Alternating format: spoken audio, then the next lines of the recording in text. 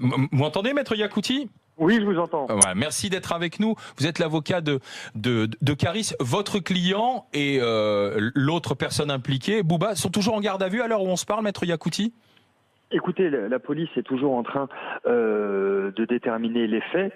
Simplement, il y a quelque chose d'intangible dans ce dossier. C'est que mon client, Caris, n'est pas à l'origine de cette altercation. Il est dépité par la tournure des événements. Cela ne lui ressemble pas. Voilà, il a le sentiment d'être tombé dans un véritable piège.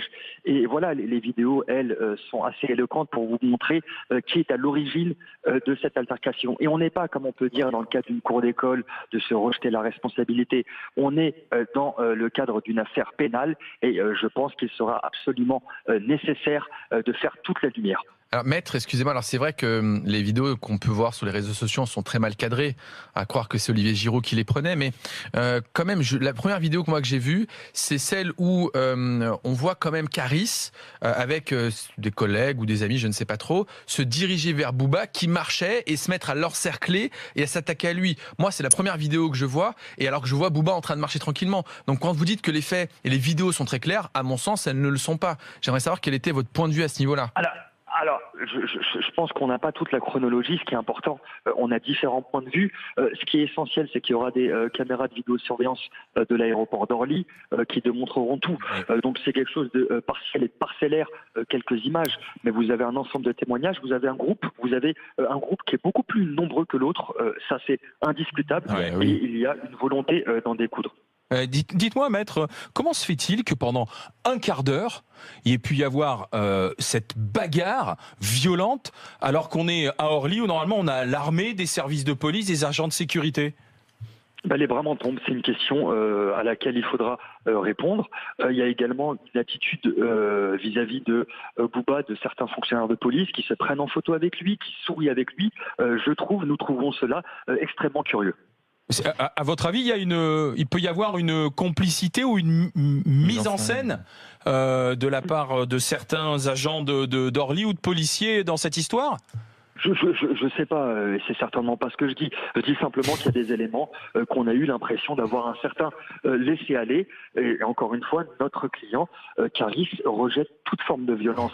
Dans l'ensemble des histoires de rap, il me semble qu'il y a un dénominateur commun, et il semblerait que ce soit Monsieur Bouba. Le provocateur, c'est Bouba, quoi, en fait, c'est ce que vous nous dites. Il y a quelqu'un qui a érigé cette pratique en véritable art et qui est dans un certain nombre Bouba, c'est pas le premier, Oui, mais... Et votre client était au courant, Bouba, que justement Caris était à l'aéroport à ce moment-là? Il savait qu'ils allaient le rencontrer parce que ils sont, à mon sens, tous les deux avec une, je vais pas dire une, enfin ils ont une team avec eux qui m'a l'air assez bien musclée. Ils ont leur entourage. Ils étaient au courant l'un et l'autre de cette rencontre mutuelle à l'aéroport Orly, prendre le même avion? Il n'était absolument pas au courant de la présence de Bouba et de son équipe. Mes clients se présentaient pour faire ce qu'ils font tout le temps, leur travail d'artiste. Ils partent en ce qu'on appelle Summer Tour. Ils devaient se rendre en Espagne. Ils n'étaient pas absolument au courant de la présence des autres passagers. Vous-même, vous savez pas qui est dans un avion avec vous. Mais ils auraient dû être dans le même avion. Il semblerait, c'est encore des choses qui doivent être. Il valait mieux que ça se passe, c'est terrible à dire, mais il valait mieux que ça se passe à l'extérieur que dans l'avion, quoi. Maître, selon mon client, il valait mieux pas que ça se passe. On est d'accord, mais là, vu comme c'était parti. Maître, j'ai écouté plusieurs de leurs chansons. D'habitude, ils se lynchaient, mais par les mots. Et pourquoi là, tout à coup, ils passent par les actes, la violence? Surtout que Kahari a déjà un passif, et je crains pour lui quand même. Hein. Pour qui? Bouba aussi. Caris, il a déjà un passif. Non. Il n'y a pas de condamnation, il n'y a rien. Il n'y a pas de sursis, il n'y a pas de condamnation pour votre client. Il n'y a rien. Il est dit qu'il a. En attente, si je puis dire. Non. Avec un port et transport d'armes illégal, hein, ça a déjà été noté. Hein. Un peu partout dans la presse. Des choses on n'est pas ici pour relater les éléments. Moi, d'accord. Mais ça veut dire quand même qu'il y a quelque chose de violent chez lui. Hein. On se promène pas avec des armes comme ça dans la vie.